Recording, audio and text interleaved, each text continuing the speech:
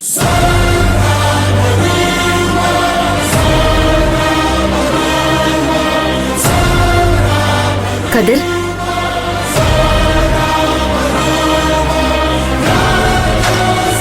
நீ நிச்சயமா நகை எடுக்கலன்னு எனக்கு தெரியும்.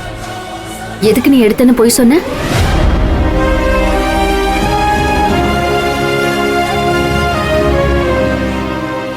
உங்களுக்காக தான் அண்ணி. அண்ணி, உங்களுக்கு ஞாபகம் இருக்கா? இங்க இதே இடத்துல தான் ரத்தக்கரை படிஞ்ச சட்டையை எரிச்சிட்டு உங்ககிட்ட மரியாதை இல்லாம வாய்க்கு வந்ததெல்லாம் பேசினேன். அதுவும் உங்களுக்காகவும் அகிலாவுக்காகவும் தான் நான் அப்படி போய் பேசினேன். இன்னைக்கும் அப்படிதான் அண்ணி, உங்களுக்காகவும் அகிலாவுக்காகவும் தான் போய் சொன்னேன். கதிர், ஆனா அகிலாவை நீ சேர்த்து வச்சதுக்காக இல்லை அண்ணி. நிஜமாவே எனக்கு உங்களை ரொம்ப பிடிக்கும் அண்ணி. அம்மா இந்த குடும்பத்தை எப்படி பார்த்துக்கணுமோ அப்படிதான் நீங்க பார்த்துக்கிறீங்க. நாளைக்கு எனக்கும் அகிலாக்கும் ஒரு பொம்பளை புள்ள பிறந்துச்சுன்னு வைங்க, உங்களை காமிச்சு இப்படிதான் இருக்கணும்னு நான் அந்த குழந்தைக்கு சொல்லி சொல்லி வளர்ப்பேன். உங்க மேல எனக்கு அவ்வளோ ரெஸ்பெக்ட் இருக்குண்ணே.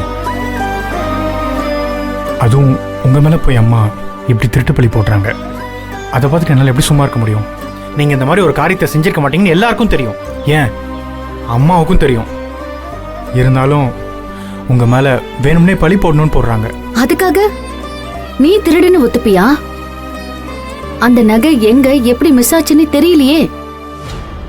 ஒருவேளை அந்த நகை கிடைக்கலன்னு வச்சுக்கோ, காலத்துக்கும் இந்த பழி உன் மேல இருக்கும். அண்ணி, நான் எடுக்கலன்னு நீங்க நம்புறீங்கல்ல, அதே மாதிரி அண்ணனுக்கும் என் மேல நம்பிக்கை இருக்கும்ல. அப்பாவுக்கும் கன்ஃபார்மா இந்த விஷயம் புரியும், நான் உங்களுக்காக தான் பழி ஏத்துக்கிட்டேன்னு. அக்காவுக்கு புரியாம இருக்காது, ஆனா அம்மாவுக்கு சப்போர்ட் பண்றேன்னு அவங்க எதுவும் சொல்லாம இருப்பாங்க. இல்ல கதிர், ஏற்கனவே உங்க அண்ணன் எனக்காக பணம் எடுக்க போய் திருட்டு பழியோட இன்னைக்கு வரைக்கும் நிக்கிறாரு. இப்போ என்னால உனக்கும் அப்படி ஒரு பேர் வந்துருமே. அண்ணன் பணம் திருடிட்டாருன்னு யார் சொல்றாங்க? அம்மா தானே. அதே மாதிரி என்ன திருடன்னு சொல்றதா இருந்தாலும் யார் சொல்லணும்? அம்மா தானே.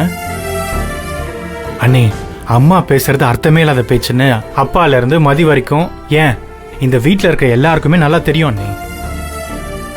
அப்புறம் யார் நினைச்சு நீங்க இவ்வளவு பயப்படுறீங்க? இல்ல கதிர். அண்ணி, தாலி பிரிச்சு கோக்குற ஃபங்க்ஷனுக்கு பணம் கொடுத்து ஹெல்ப் பண்ணலாம்னு நினைச்சேன். நீங்க அதை வேணான்ட்டீங்க, தொடக்கூட மாட்டேன்னு சொல்லிட்டீங்க. பிஸ்னஸ் பணத்தை பர்சனல் யூஸுக்கு எடுக்கிறது தப்புன்னு எனக்கு அட்வைஸ் பண்ணீங்க. ஆனா அம்மா என்ன பேசினாங்க? இவ்வளோதான் அண்ணி. அம்மாவுக்கு அவங்க செய்கிறது மட்டும்தான் கரெக்ட்.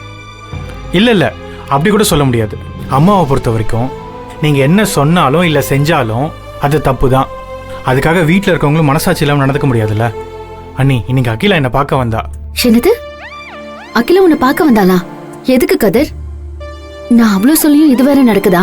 அண்ணி, இருங்க, நான் சொல்றதை முழுசா கேட்டுட்டு அப்புறம் நீங்க சொல்லுங்க. அகிலா ஒன்று என் கூட ஜாலியாக டைம் ஸ்பெண்ட் பண்ணலாம் வரல. வந்து என்னை திட்டுன்னு திட்டிட்டு நான் என்ன சொல்றேன்னு கூட கேட்காம அப்படியே போயிட்டா. வந்தா திட்டினா போயிட்டா. எதுக்கு? உன்னை எதுக்கு அவ திட்டணும்? நீ என்ன பண்ண? அகிலாவோட அக்கா தானே நீங்க, அப்போ இப்படிதான் கேட்பீங்க. தாலி பிரிச்சு கோக்கிற ஃபங்க்ஷனுக்கு எங்க அம்மா டெய்லி ஒரு கண்டிஷனை புதுசா ஆட் ஆன் பண்ணிட்டே போறாங்கல்ல, அதுக்காக தான் என்ன திட்டினா. அது மட்டும் இல்லை நீ ஏண்டா கதிரு, எங்க அக்காவை பத்தி உங்க அம்மா என்ன நினைச்சிட்டு இருக்காங்க? அவங்கள தட்டி கூட கேட்க முடியாதா உன்னால? நீ ஒன்றும் பேச மாட்டல்ல? எங்க அக்காவையும் குடும்பத்தையும் கஷ்டப்படுறது மட்டும் தான் வேலையான்னு எல்லாத்தையும் போட்டு கொட்டிட்டு போயிட்டா.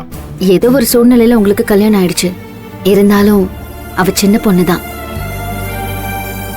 வீட்ல மெச்சூர்டா இருக்கிற மாதிரி பேசினாலும் ஃபேமிலி லைஃப பத்தி புரிஞ்சுக்கிற மெச்சூரிட்டி எல்லாம் அவளுக்கு இல்ல. அதுக்காக நீயும் பெரிய ஆள் கிடையாது, சின்ன பையன் தானே. அவ ஏதாவது தெரியாம பேசினா நீ தப்பா எடுத்துக்காத. நான் வேணா அகிலா கிட்ட பேசட்டா? ஐயோ அண்ணி, அதை மட்டும் நீங்க பண்ணிடாதீங்க ப்ளீஸ். இப்ப தேடி வந்து பேசினவ உங்ககிட்ட சொல்லிட்டேன்னு தெரிஞ்சதுன்னு வைங்க, அவ்வளவுதான், தேடி வந்து அடிப்பா. உங்களை விட ஸ்ட்ராங் அவ. அண்ணி, இப்ப அகிலா பேசினது எதுக்கு உங்ககிட்ட சொன்னா, நிஜமாவே எங்க அம்மா உங்களை ரொம்ப கஷ்டப்படுத்துறாங்க. என்னால முடிஞ்ச ஹெல்ப் உங்களுக்கு பண்ணும்போது அதை தயவு செஞ்சு வேணான்னு சொல்லாதீங்க. அகிலாக்கு செய்ய வேண்டிய பொறுப்பு எனக்கும் இருக்குல்ல. நீ இப்படி பொறுப்பா பேசுறதே எனக்கு சந்தோஷமா இருக்கு கதிர். ஆனா நீ முதல்ல உன் பிசினஸ் ஆரம்பி, அதுல சக்சஸ் ஆகி நிறைய சம்பாதிச்சு அகிலாவுக்கு என்ன வேணாலும் பண்ணு. ஆனா தாலி பிரிச்சு கோக்குற ஃபங்க்ஷன் என்னோட பொறுப்பு தான், அதை நான் பாத்துக்கிறேன். சரிங்க அண்ணி, நான் அப்படியே கீழே போறேன்.